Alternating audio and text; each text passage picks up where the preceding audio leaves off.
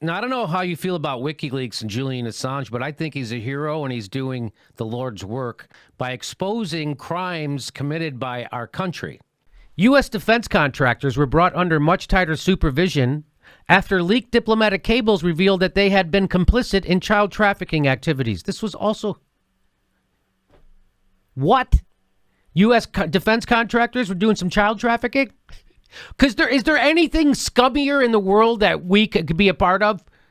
We're illegally invading other countries. We're ordering torture of innocent people to cover it up. And we're trafficking children. Also, we can make money. There's nothing scummier than what we did. There's nothing scummier than this. Trafficking children have orders that say you can't even report on it. DynCorp, a powerful defense contracting firm that claims almost $2 billion per year in revenue from the U.S. tax dollars, threw a party for Afghan security recruits featuring boys purchased from child traffickers for entertainment. This is what we do. We're over there doing this in Afghanistan. Right? We're exporting our values. DynCorp, get this, had already faced trafficking charges before this incident took place. Doesn't matter. You're a defense contractor. Here's a couple of $1 billion. Who gives a F? Come on. According to the cables, Afghan Interior Minister Hanif Atmar urged the assistant U.S. ambassador to quash the story, that there is an official policy to ignore torture in Iraq. Officially. The Iraq war logs, that's what they're called, published by WikiLeaks, revealed that thousands of reports of prisoner abuse, thousands of reports of prisoner abuse and torture had been filed against the Iraqi security forces. Medical evidence detailed how prisoners had been whipped with heavy cables across the feet, hung from ceiling hooks, suffered holes being bored into their legs with electrical drills. So they would drill holes in people's legs. This is the United States. This is not Nazi Germany. This is not a concentration camp. This is the United States doing this. Here's something else Chelsea revealed, that there is an official tally of civilian deaths in Iraq and Afghanistan. Even though the Bush and Obama administration maintained publicly that there was no official count of civilian casualties, the Iraq and Afghanistan war log showed that that claim was false. So you're telling me that George Bush and Barack Obama lied to the American people? I thought we're supposed to be upset when the president lies to us now, right? Everybody's upset because Trump lies. But apparently you can lie about the most important world, and that's okay, because we like you. If you like President Obama, you won't say anything. We don't like Trump, so everything.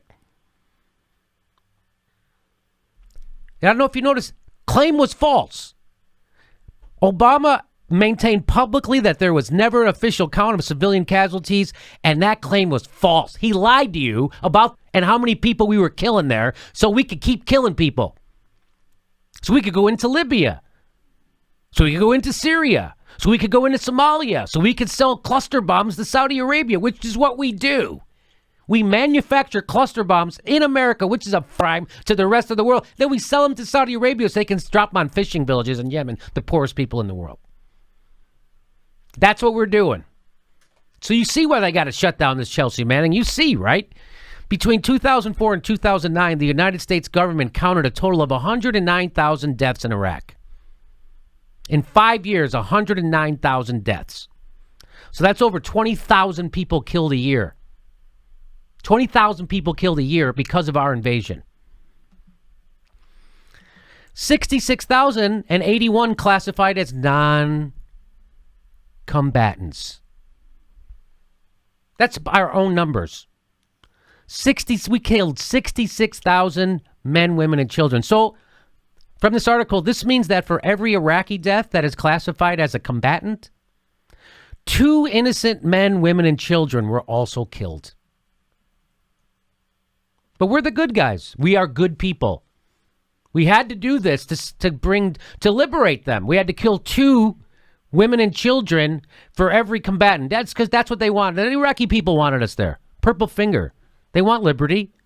who have said they wanted to kill Julian Assange in America. Here are just some of those people. High-tech terrorists. Cyber terrorists. Information terrorism. Shut it down. We're going to hang you. You use a drone or something. A bullet in the brain. Illegally shoot the son of a... Information warfare is warfare. And Julian Assange is engaged in warfare. Information terrorism, which leads to people getting killed, is terrorism. And Julian Assange is engaged in terrorism. He should be treated as an enemy combatant. Wikileaks should be closed down permanently and decisively. Should the United States do something to stop Mr. Assange? We're looking at that right now. The Justice Department is taking a look at that. I would argue that it's closer to being a high-tech terrorist than the Pentagon Papers. This disclosure. Just once again, remember, they call him a terrorist. They can't point to one person who's been killed because of his revelations. They can't point to one thing that's gone wrong because of him revealing the crimes our country, our government is committing. That's what he's doing. Hence, Clinton's early morning November meeting of state top brass, who floated various proposals to stop, slow, or spin the WikiLeaks contamination. That is when a frustrated Hillary Clinton, sources said, at some point blurted out a controversial query. Quote, "Can we just drone this guy?" Clinton inquired. What a stupid question that is. A sharp response for a reporter today, coming after Trump lashed out at CNN's Jim Acosta this week before the White House revoked Acosta's press pass. Trump today threatening to pull more reporters' credentials. Offering a simple remedy to silence Assange and smother WikiLeaks via a planned military drone strike.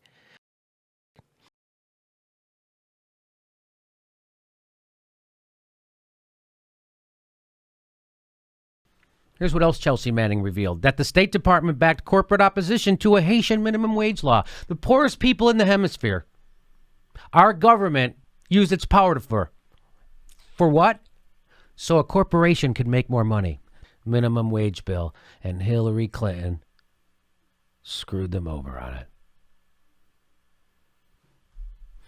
The bill's supporters had argued that the increase was justified in light of rising inflation and food costs that had led to widespread starvation. In 2009, while Bill Clinton was setting up one of the family's shell companies in New York, in that same year, Hillary Clinton was at the State Department working with U.S. corporations to pressure Haiti not to raise the minimum wage to 61 cents an hour from 24 cents. Seriously, while Bill was dumping bags of money into what I assume was one of those game show win machines where you grab the dollar bills, you know, while he was doing that, Hillary was trying to keep 37 cents per hour out of the hands of destitute Haitians. There she is, right there, running down the streets of Haiti with a briefcase of money. You know what? I say good for Hillary. Why should those garment workers make 61 cents an hour? It only takes them 3 hours at work to earn enough for a bus ride home. They're doing fine. It's never enough with them, is it? What's next? 62 cents an hour, huh? 63 cents? Where's it gonna end? 64 cents? What are you, Dr. Dre? But seriously, multi-billion-dollar corporations like Hanes couldn't bear spending the extra money to have their stupid underwear made. The minimum wage hike that Hillary helped block would have cost Hanes $1.6 million a year, while they make $211 million.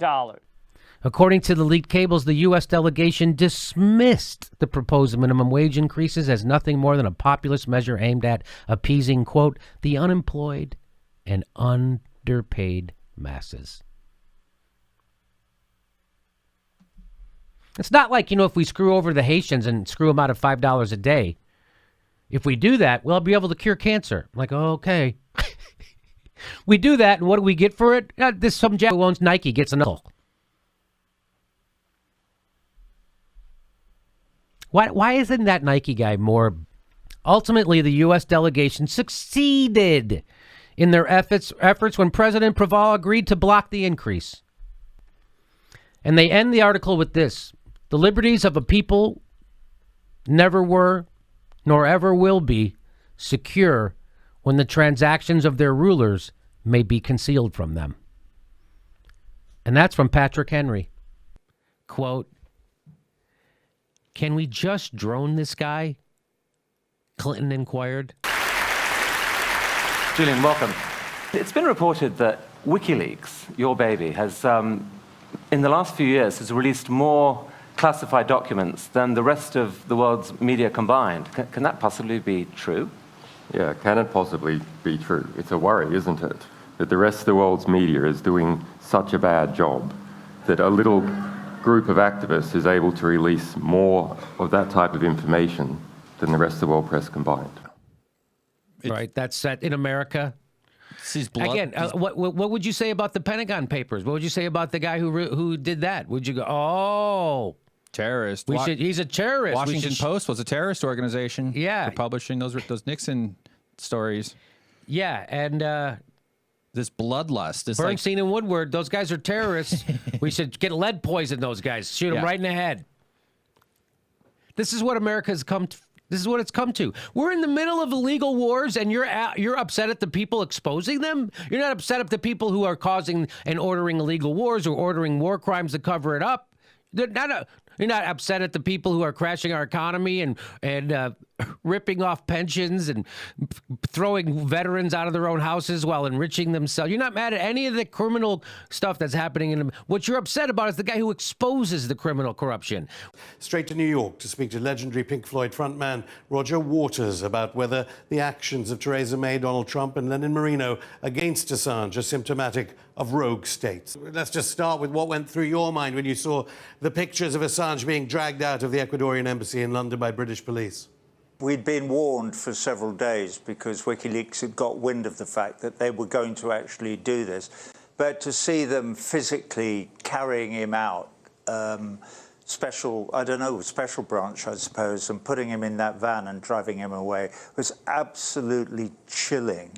To think that the UK has become such a willing accomplice and satellite of the American empire that it would do such a thing in contravention of all laws, moral, ethical, and actual legal restrictions, is absolutely stunningly appalling and makes me ashamed to be an Englishman.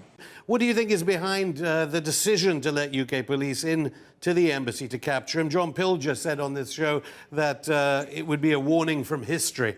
They bribed him with a promise of a 4.7 billion IMF loan. Also, they have plans to let Chevron start drilling for oil in Ecuador's most important national park.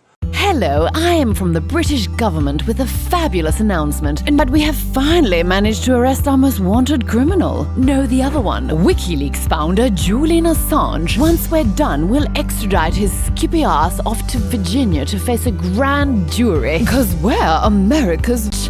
Yeah, baby. We'd like to thank all who aided us in this operation, especially the Ecuadorian government. Hola, I'm from the Ecuadorian government, and I'm here to confirm that our new president is America's too. That is why he agreed to cancel Harry Hacker's political asylum and let pigs enter our embassy to arrest him. ¿Será que nos pueden dar nuestro crédito el FMI ahora, por favor? Hello, I'm from the Australian government. Since Mr. Assange is our citizen, we feel compelled to state in the strongest possible terms that we're America's too. That's why both of these bung stains will leave him up Dick Creek without a paddle. After all, we're the same dickholes who are prosecuting whistleblowers and banning encryption to make it harder for journalists to expose our... Hello, I'm from the US government. We're grateful to all our bits for handing over Julian Assange, who is wanted on charges of making us look like war criminals.